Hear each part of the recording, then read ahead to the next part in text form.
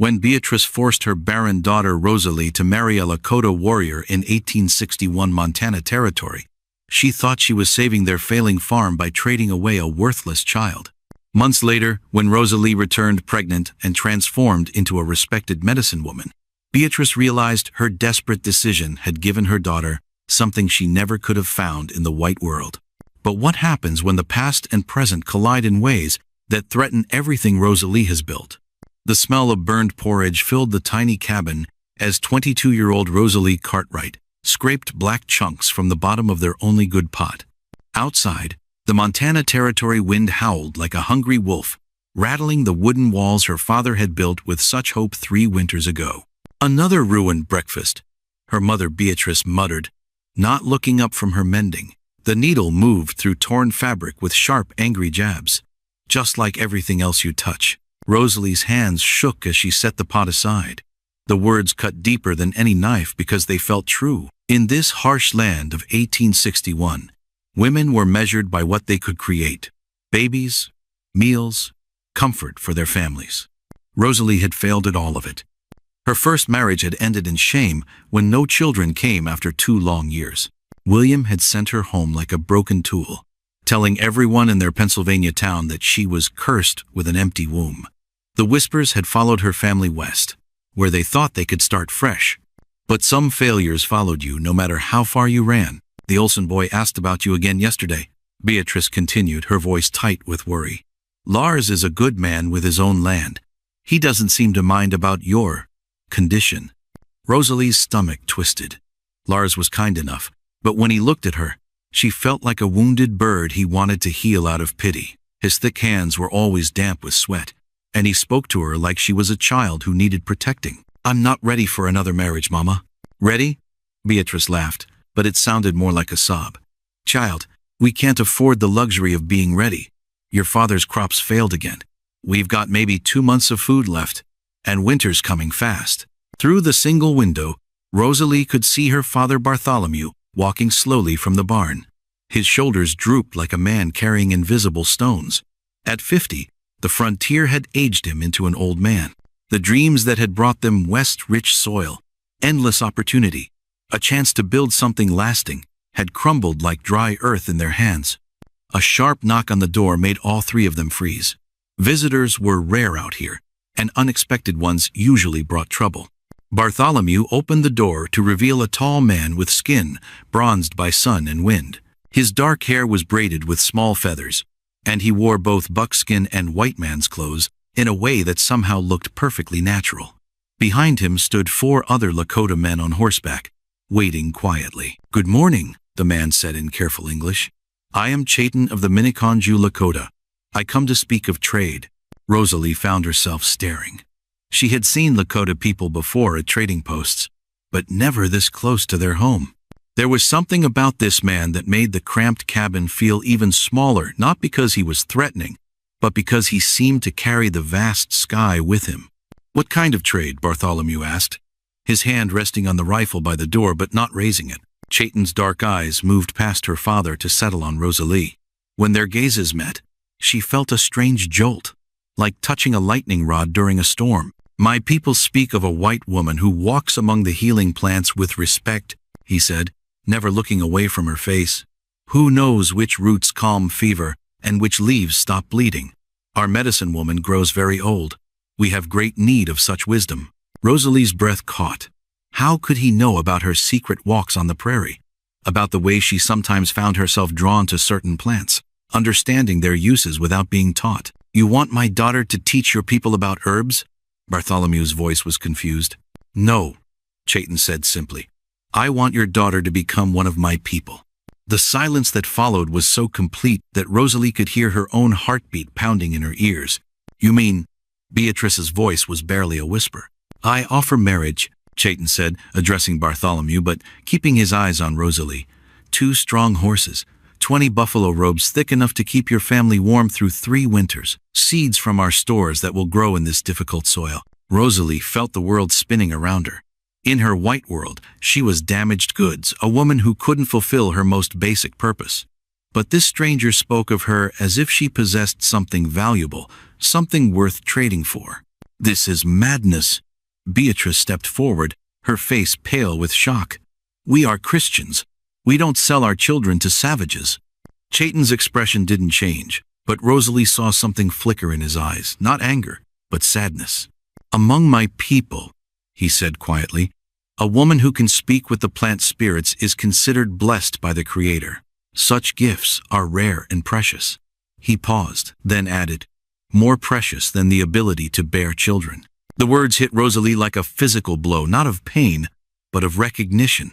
For the first time in her life, someone was suggesting that her worth might lie in something other than her empty womb. I need time to consider your offer, Bartholomew said carefully.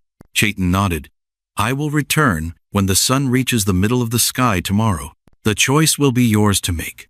He mounted his horse with fluid grace, then looked back at Rosalie one more time. But perhaps it should be hers. As the riders disappeared over the ridge, Rosalie remained by the window, watching the empty horizon and feeling something she had never experienced before, the possibility that she might be worth more than her failures. But was she brave enough to find out? The argument started before dawn and showed no signs of stopping as the sun climbed higher over the Montana prairie. Rosalie sat on the edge of her narrow bed, listening to her parents' voices rise and fall like storm winds beyond the thin curtain that divided their tiny cabin. Have you lost your mind completely, Bartholomew? Beatrice's voice cracked with strain. She's our daughter, not livestock to be bartered away to those people. Those people offered us more than we've seen in 3 years of breaking our backs on this cursed land, her father shot back. And they want her, Beatrice. When's the last time anyone wanted our Rosalie for who she is instead of pitying what she can't do? Rosalie pressed her hands to her chest, feeling her heart hammer against her ribs. The truth in her father's words stung worse than her mother's fear. In the year since they'd arrived in Montana territory, she had become invisible, a burden carried out of duty rather than love.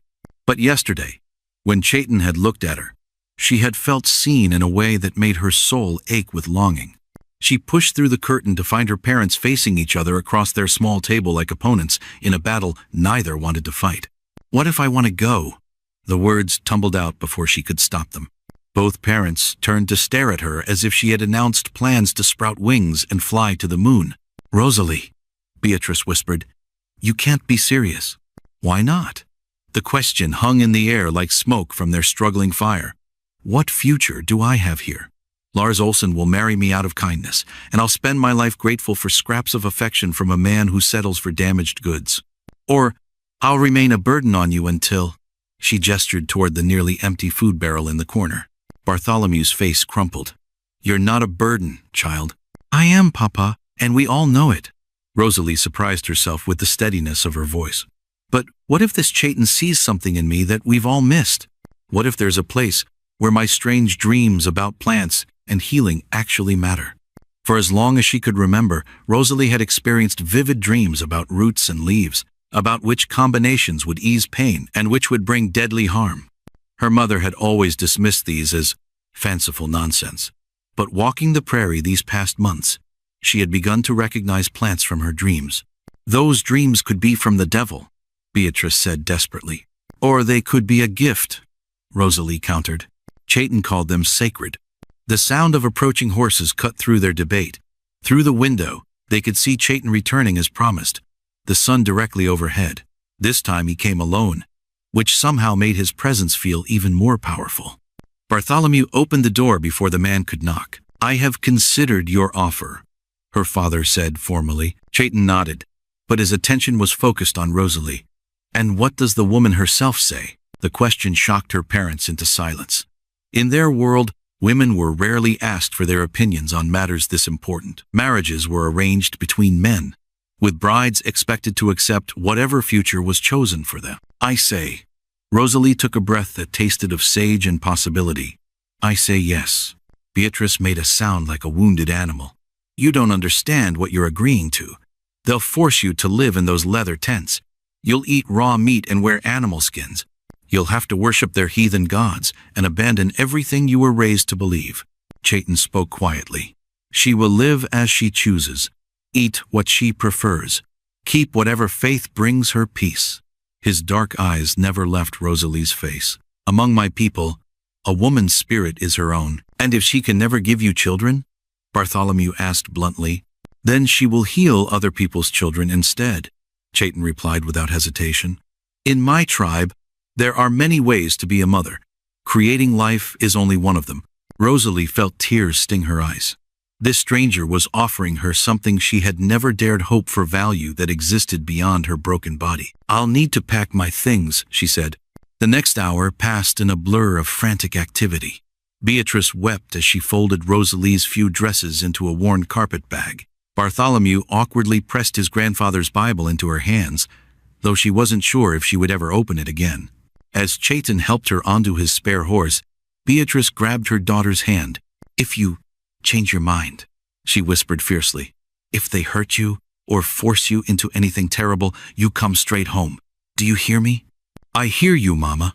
Rosalie squeezed her mother's fingers. But what if I find out I was never meant for the life you planned for me? What if I discover that being broken in your world means being whole in another? As they rode west toward the rolling hills where Chayton's people made their camp, Rosalie turned back once to see her parents standing small and lost beside their failing homestead. Love and guilt twisted in her chest, but beneath those familiar feelings, something new was growing.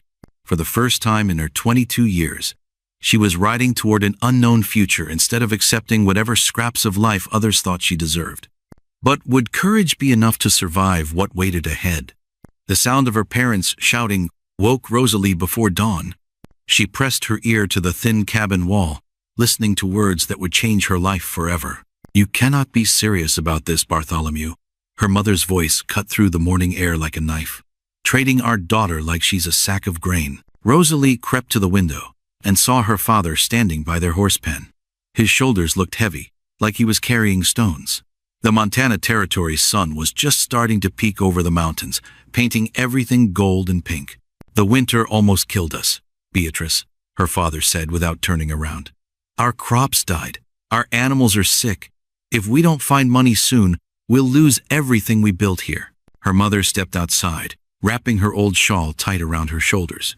So, you'd sell our daughter to those people? They're dangerous, Bartholomew. What if they hurt her? What if staying here hurts her more? His voice cracked like dry wood. Look at how she sees herself. Like she's broken because she can't have babies. Maybe with them, she'll find something different. Rosalie's heart started beating fast. They were talking about the Lakota man's offer. The one who wanted to trade horses and buffalo skins for her. The one who said she had special gifts with healing plants. She thought about her small life in this cabin. Every day the same, cooking, cleaning, feeling empty inside. The other women in town whispered about her behind their hands. The barren girl, the one no man wanted to keep. But yesterday, when that Lakota warrior looked at her, she felt something strange. Like he could see parts of her that no one else noticed. Parts that weren't broken. Rosalie made up her mind right then. She got dressed in her only good dress and walked outside. I want to go, she said. Both her parents spun around, their mouths hanging open like barn doors. Rosalie! Her mother rushed over. You don't know what you're saying. These people live in animal skins. They don't have real houses or churches. They're not like us. Maybe that's good, Rosalie said quietly. Maybe being different from us is exactly what I need. Her father studied her face with new eyes. You've been thinking about this all night. I've been thinking about it my whole life, Papa. Just didn't know what it was until yesterday. She looked toward the horizon where smoke from the Lakota camp drifted up to the sky. I dream about plants I've never seen.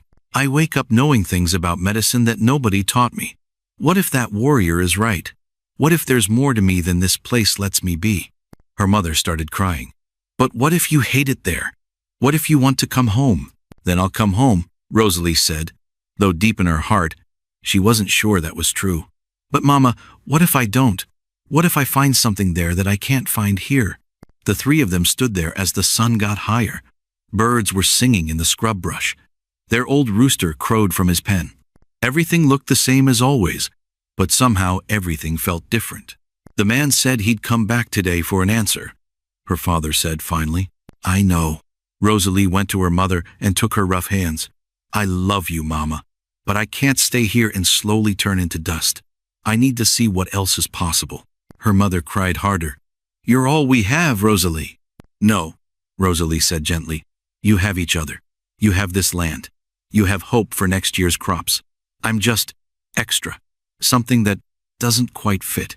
That afternoon, Rosalie packed her few things into her mother's old quilt. A brush that had been her grandmother's. The blue dress she wore to church. Her father's old Bible. Some seeds from their garden that had actually grown. When she heard horses coming, her stomach flipped like a fish on dry land. Chayton rode up with 2 other men. He looked exactly the same as yesterday, but somehow seeing him again made her heart beat differently. Like it was remembering a song it had forgotten. You have decided? He asked, looking at all 3 of them. I have, Rosalie said, stepping forward with her bundle. I want to come with you. Something changed in his face. Surprise, maybe, or relief. You choose this freely? No one forces you? I choose it, she said, and meant every word. Her mother let out a sob. Her father put his arm around his wife's shoulders. Take care of her, Bartholomew said to Chayton. She's special, even if she doesn't know it yet. Chayton nodded seriously. Among my people, we have saying, the strongest roots grow in the deepest soil. Your daughter will find her deep soil with us. As Rosalie climbed onto the horse behind Chayton, she felt scared and excited and sad all at the same time. The cabin where she'd lived for 3 years looked smaller already. Her parents looked older. I'll send word, she called to them as they rode away. I'll let you know I'm safe. But as the distance grew between her and everything she'd ever known, Rosalie wondered if safe was really what she wanted anymore. Maybe what she wanted was something bigger. Something that would let all the hidden parts of herself finally come alive. The prairie stretched out in front of them like a green ocean. Somewhere out there was a new life waiting for her. A life where being different might actually be a gift instead of a curse. The Lakota camp appeared like magic as they rode over a hill. Rosalie gasped. She'd never seen so many tippies in one place, their painted sides bright against the grass. Smoke rose from cooking fires, and she could hear children laughing and dogs barking. Don't be afraid, Chayton said softly. They are curious about you, but they will not hurt you. As they rode into the camp, people came out to stare. Women with long black braids stopped their work. Men looked up from making arrows. Children peeked out from behind their mothers' skirts. Rosalie felt like a strange bird that had landed in the wrong tree. An old woman with silver hair walked up to their horse. Her eyes were sharp as winter stars, and when she looked at Rosalie, it felt like she could see straight through to her bones. This is Winona, Chayton said as he helped Rosalie down. She is our medicine woman. She decides if you really have the gifts I told her about. Winona walked around Rosalie slowly, like she was studying a horse she might buy. She said something in Lakota that sounded like water running over rocks. She says the spirits will tell us the truth about you, Chayton translated. But first, you must show us you can live here. Our ways are not your ways. The first few days were the hardest of Rosalie's life. Everything was different. The food, the language, the way people slept and worked and laughed. She tried to help with cooking, but burned the meat. She tried to carry water, but spilled half of it. The other women watched her with patient eyes, but she felt clumsy as a newborn calf. Then, on the 4th day, everything changed. A little girl named Ayana got sick with a fever that wouldn't break. Her mother cried and rocked her, but the child just got hotter and hotter. Winona tried all her usual medicines, but nothing worked. She might die, Chayton said quietly to Rosalie, as they watched the family suffer. Something deep in Rosalie's chest started pulling, like a fish on a line. She found herself walking toward the sick child before she even decided to move. May I touch her? She asked the mother, not knowing if the woman understood English. The mother looked at Winona, who nodded once. Rosalie knelt down and put her hand on the little girl's burning forehead. Immediately, pictures started flashing in her mind. Plants she'd never seen before, a purple flower that grew near streams, bark from a certain kind of tree. Willow bark, she said suddenly, looking up at Winona. And there's a flower, purple, with heart-shaped leaves. It grows where the ground stays wet. Winona's eyebrows shot up like startled birds. How do you know this? I see it. In my mind, like someone showing me pictures. The old medicine woman stared at her for a long moment. Then she started giving orders in rapid Lakota. People scattered in different directions. Within an hour, they had gathered the plants Rosalie had described. Working together, she and Winona ground them up and made them into a tea. The little girl drank it, making faces at the bitter taste. By evening, her fever broke. Word spread through the camp like wildfire. The white woman had healing sight. She could see what plants would cure sickness, even plants she'd never touched before. People started looking at Rosalie differently. Not like a strange bird anymore, but like something precious that had been lost and found again. But their peace didn't last long. 5 days later, Lars Olsen rode into camp with 6 other white men, all carrying guns. "We've come for Rosalie Cartwright," he announced in a loud voice that made babies cry. "Her family wants her back." Rosalie's stomach dropped like a stone down a well. She stepped out of Winona's tipi, where she'd been learning to make medicine bundles. "Lars," she said, trying to keep her voice steady, "I chose to be here. My family knows that." "Your family was threatened," Lars said, his face red with anger. "These savages forced your father to give you up. That's not a real choice." "It was real to me," Rosalie said, but her heart was pounding like a drum. Chayton appeared beside her, his hand resting on his knife handle. Around them, other Lakota men started gathering, their faces serious as storm clouds. "The woman chooses," Chayton said in English, speaking directly to Lars. "She is free. She stays or goes as she wishes." "She's been brainwashed," Lars spat. "Rosalie, look around you. These people live like animals. They don't have schools or churches or proper houses. Come home where you belong." The word belong hit Rosalie like a slap. For the first time in her life, she was starting to feel like she might actually belong somewhere. These people valued her gifts. They saw her as important, not broken. "I am home," she said quietly. Lars's face got even redder. "You're a white woman, Rosalie. You can't just decide to become one of them. It's not natural. It's not right." The two groups faced each other across the camp's central fire. Rosalie could feel violence hanging in the air like smoke. One wrong word, one quick movement, and people would die. "Give me until morning," she said quickly. "Let me think about this without guns pointed at everyone." Lars looked like he wanted to argue, but after a long moment, he nodded. "Until sunrise. Then we're taking you home, whether you like it or not." That night, as Rosalie sat by the fire with Winona and the camp elders, she realized her choice would affect more than just her own life. If she stayed, Lars might come back with more men and more guns.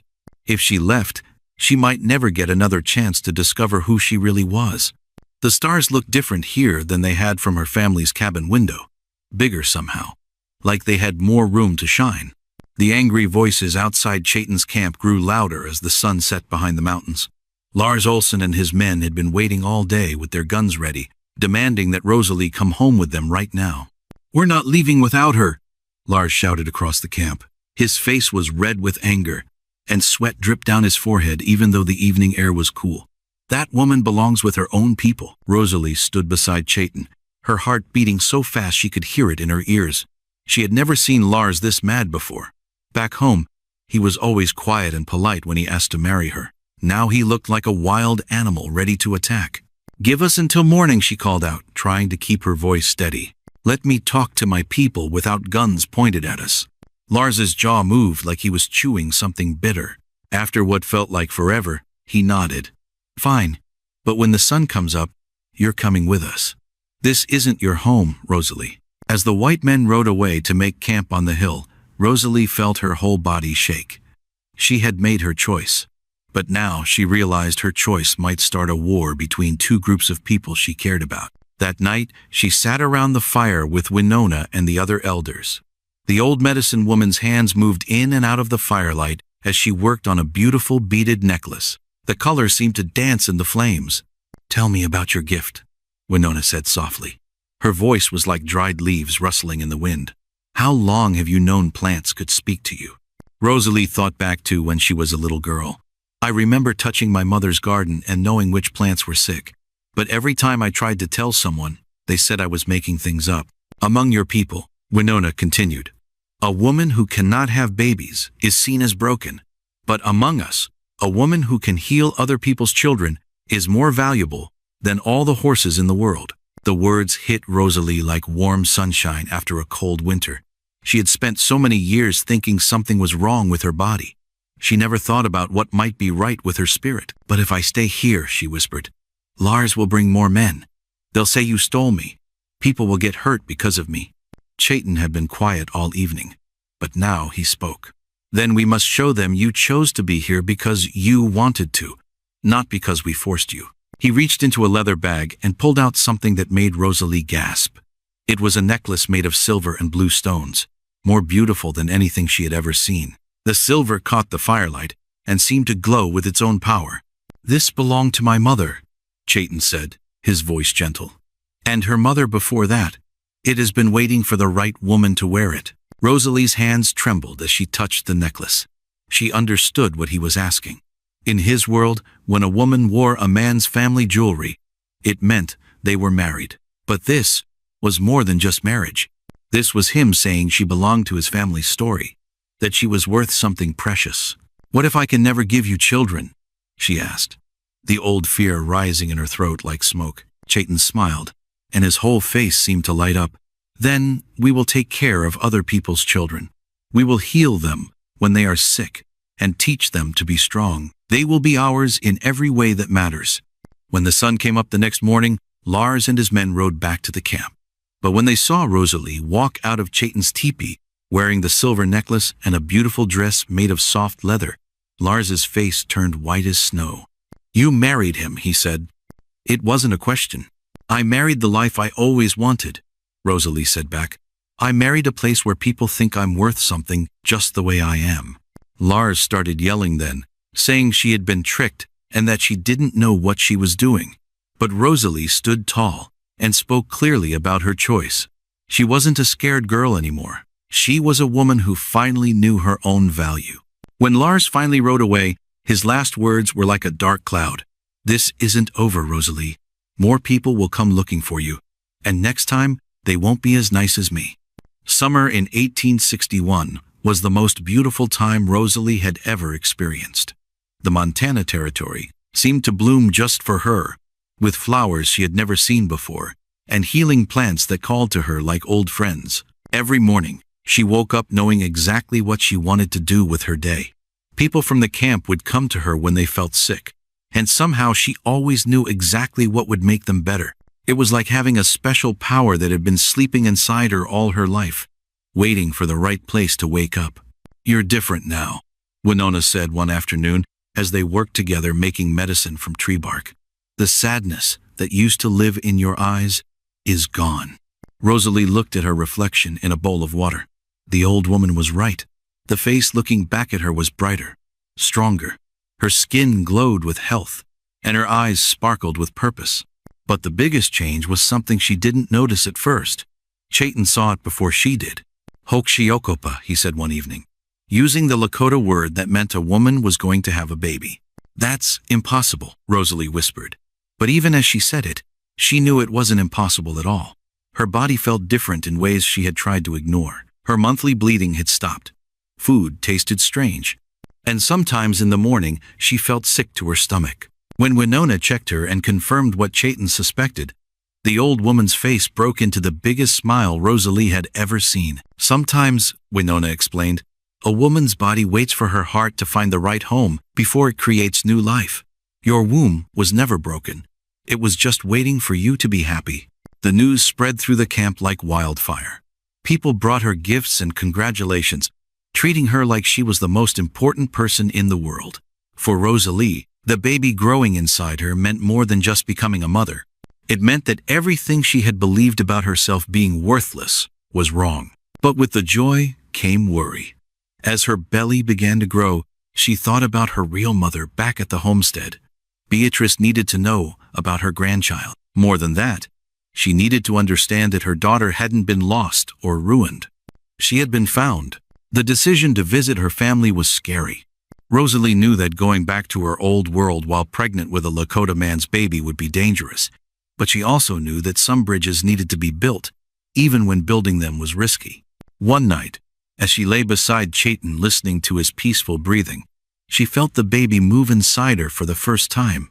It was like a tiny fish swimming in her belly, and it made her laugh with pure happiness. "Did you feel that?"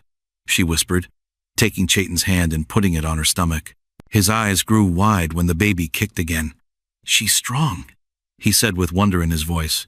"How do you know it's a girl?" "Because she moves like her mother with purpose and power." As autumn painted the prairie in colors of gold and red, Rosalie made her choice. She would go home to show her parents that their daughter had not only survived, but had become something amazing. She would prove that sometimes the scariest decisions led to the most beautiful outcomes. But she had no idea that danger was already watching from the hills around their camp, waiting for the perfect moment to strike. The sound of crying babies filled the morning air as Rosalie woke up in her warm tipi. But something was wrong. These weren't the happy sounds of healthy children playing. These were the scared, hurt cries that made her jump up fast. October had painted the Montana Territory in colors like gold coins and orange pumpkins. But today felt different. Dark clouds were moving in from the east, and Rosalie could smell trouble in the wind. Her baby bump was big now, and Zafira kicked inside her like she was dancing. "Chayton!" Rosalie called out, but her husband was already running toward the center of camp where people were gathering. Something bad was happening. When she got there, she saw little Running Bear on the ground. His leg was bent in a way that legs should not bend. His mother, Singing Bird, was crying over him while the other women tried to help. "He fell from his pony," Winona explained, her old hand shaking as she looked at the boy's leg. "The bone is broken. I have seen this before. Sometimes the leg never works right again." Rosalie knelt down beside the scared little boy. She had been learning so much about healing from Winona, but this was bigger than anything she had tried before. Running Bear was only 7 years old. If his leg didn't heal right, he might never be able to run or hunt or dance like the other children. "I need strong sticks," she said, trying to remember everything Winona had taught her, "and strips of leather, and the white flowers that grow by the river." But as she worked on Running Bear's leg, she noticed something that made her heart beat fast. Men on horses were watching them from the hill above the camp. Even from far away, she could see the anger in how they sat on their horses. "Lars is back," Chayton said quietly, coming to stand beside her. "And he brought more men this time." Rosalie's hands kept working on the little boy's leg, but her mind was racing. She had been so happy in her new life that she had almost forgotten about the danger that was always waiting. White people like Lars thought that Indians were bad people who stole women and children. They didn't understand that she had chosen to be here. "How many men?" she asked without looking up. 10, maybe 12. Chayton's voice was calm, but she could hear the worry underneath. "They have guns." Running Bear's leg was getting better under her gentle hands. The boy had stopped crying and was looking at her with big, trusting eyes. But Rosalie knew that if fighting started, children like Running Bear could get hurt, or worse. "I have an idea," she said.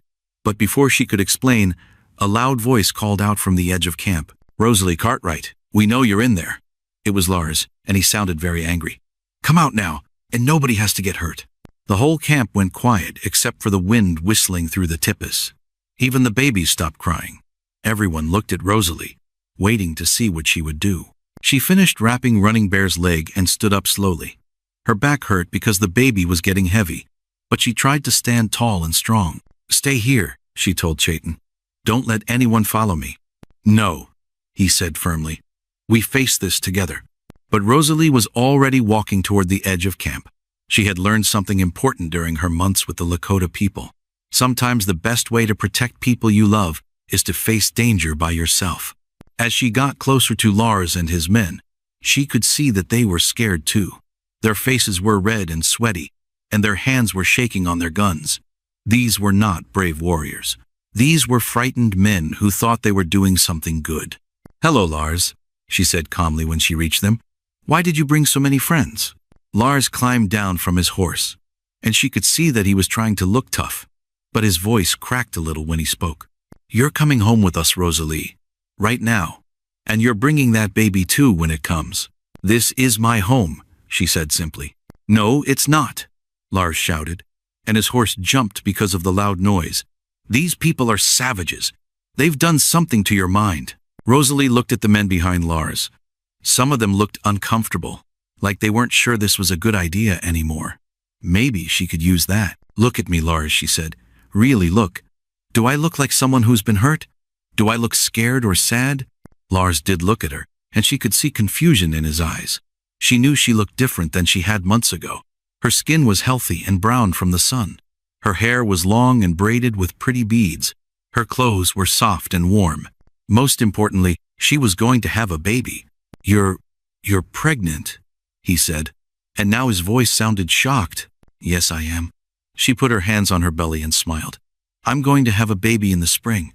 The first baby I've ever been able to have." This was not what Lars had expected to hear. He had come here thinking he would rescue a poor white woman who was being kept prisoner. Instead, he found a woman who looked happier and healthier than she had ever looked before. But you couldn't have children," he said, confused. "That's why your first husband left you." "I couldn't have children in your world," Rosalie said gently, "but I can have children in this world. The difference is love, Lars. Real love, not just duty." Some of the men behind Lars were whispering to each other now. She could tell they were starting to think maybe they had made a mistake coming here. But Lars was getting angry again. "You don't know what real love is. These people have tricked you somehow." "Then why don't you stay for dinner?" Rosalie said, surprising everyone, including herself. "Stay and see how we live. Meet my husband. See how the children play and how the families take care of each other. If you still think I'm being held prisoner after that, then we'll talk again." The suggestion hung in the air like smoke from a fire. Nobody had expected this. The Lakota warriors were ready to fight. The white men were ready to shoot. But nobody was ready for an invitation to dinner. And that's exactly why Rosalie thought it might work. Spring came early to Montana Territory in 1862, bringing with it the most important day of Rosalie's life. But it wasn't just because she was about to have her baby. Word had traveled fast across the territory that the government was sending soldiers to move all the Indian tribes to reservations far away. Families would be torn apart. Children would be taken from their parents and sent to schools where they weren't allowed to speak their own language. Everything Rosalie had come to love was about to disappear forever. "The baby is coming now," Winona said calmly, but Rosalie could see worry in the old woman's eyes. "But the soldiers will be here in 3 days." Rosalie felt another pain shoot through her body. Having a baby was hard work, even when everything was going right. But having a baby when your whole world was falling apart was almost too much to handle. "Where will we go?" she asked between the pains. "North," Chayton said from beside her. "To Canada, where the soldiers cannot follow." But Rosalie knew what that meant. If they ran to Canada, she would never see her parents again. Her baby would grow up never knowing her grandparents. And all the sick people in the territory who needed her healing skills would have no one to help them. The baby decided to come fast, like she was in a hurry to join the world before it changed too much. When Winona placed the tiny girl in Rosalie's arms, everything else stopped mattering for a moment. The little face was perfect, with dark hair and eyes that seemed to already understand important things. "Zephyra," Rosalie whispered, using the name she and Chayton had chosen. "Gentle wind." But their peaceful moment was interrupted by the sound of many horses approaching. Too many horses. "Soldiers?" Chayton asked, reaching for his weapons. "No," Winona said, looking out through the teepee opening. "White people, but not soldiers." Rosalie wrapped Zephyra in a soft blanket and tried to sit up, even though her body was tired from having the baby. Through the opening, she could see a group of people she never expected to see. Her mother Beatrice was there, sitting on the front seat of a wagon. But she wasn't alone. Behind her were families from all the homesteads around the territory. The Mitchells, whose cabin had burned down.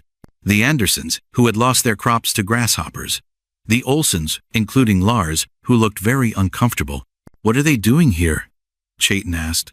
Before anyone could answer, Beatrice was climbing down from the wagon and walking toward their teepee. She moved slowly, like someone who wasn't sure if she was welcome. "Rosalie?" her mother called out. "May I come in?" "Mama?" Rosalie's voice was full of surprise. "How did you know about the baby?" Beatrice stepped inside the teepee and stopped when she saw her daughter holding the tiny baby. Tears started running down her weathered cheeks. "Word travels fast out here," she said softly, "especially good news." She looked at Zephyra with wonder. "She's beautiful, dear. Just beautiful." "But why are all those people here?" Rosalie asked. Beatrice looked nervous, like she had something important to say but didn't know how to say it. "We came to make them an offer. The soldiers, I mean." "What kind of offer?" "We want to buy this land. All of it. From the government. Beatrice's words came out in a rush. We want to make it a place where your people can stay, where they don't have to go to the reservations. Rosalie stared at her mother like she had grown a second head. You want to what? Listen to me, Beatrice said, sitting down carefully beside her daughter. These past months, watching how your people helped us when we needed it. They shared food when we were hungry. They helped us fix our cabins when the storms came. They taught our children things we never knew about living on this land. She gestured toward the teepee opening where the other families were waiting. We realized we had everything backwards. We thought we were the ones who belonged here and they were the strangers. But they've been taking care of this land for hundreds of years. They know how to make it work. The government will never agree to that, Chayton said quietly. They might, Beatrice said, if enough white families ask for it. If we can show them that white people and Indian people can live together peacefully, that we can all help each other instead of fighting. Rosalie felt hope growing in her chest like a flower opening to the sun, but she also felt scared. What if it doesn't work? What if the soldiers come anyway? Then at least we'll have tried, her mother said. And if we have to fight, we'll fight together. Through the teepee opening, Rosalie could see Lars Olsen talking with some of the Lakota men. He looked different than he had before. Less angry, more curious. Maybe people could change after all. There's something else, Beatrice said quietly. I owe you an apology, Rosalie. I spent so many years thinking you were broken because you couldn't have babies. I never saw all the other gifts you had. I never saw how special you really were. She reached out to touch Zephyrah's tiny hand. But your people saw it right away. They knew you were valuable just as you were. They helped you become the person you were always meant to be. Rosalie felt tears running down her own cheeks now. I was so angry at you for so long, Mama. You had every right to be angry, Beatrice said. I was trying to protect you, but I was really just scared. Scared that if you didn't fit into the box the world wanted to put you in, you'd never be happy. I found my own box, Rosalie said, smiling through her tears. It's much bigger than the old one. Over the next few days, something amazing happened. The white families and the Lakota families started working together in ways no one had ever imagined. They shared skills and stories. The children played together. The women taught each other different ways of cooking and healing. When the soldiers finally arrived, they found something they weren't prepared for. Instead of a group of savage Indians who needed to be moved, they found a community of people, both white and Indian, who had created something new together. The negotiations took weeks. There were a lot of arguments and disagreements. But in the end, the families got what they wanted. The land would stay in the hands of the people who lived there, both white and Indian together. As summer settled over their new community, Rosalie often sat outside her teepee in the evenings, nursing Zephyrah while watching the sunset paint the sky in colors that still took her breath away. Chayton would sit beside her, sometimes playing gentle songs on his flute. Her mother visited almost every day now, learning to braid sweetgrass and teaching Lakota children English words they might need. The old woman who had once been so rigid and frightened had become someone who laughed often and hugged freely. Do you think Zephyrah will have an easier life than we did? Beatrice asked one evening as they watched the little girl sleep. Different challenges, Rosalie said thoughtfully, but she'll grow up knowing that she belongs to two worlds instead of being caught between them. She'll know that being different isn't something to fix. It's something to celebrate. The prairie wind carried their quiet conversation toward a horizon that seemed full of endless possibilities. In the distance, Rosalie could hear children laughing as they played games that mixed both cultures, creating something entirely new. She had learned something that would stay with her forever. Worth wasn't something other people gave you or took away. It was something you found inside yourself when you finally had the courage to be who you really were. And sometimes, if you were very lucky, you found people who helped you remember that you had been valuable all along.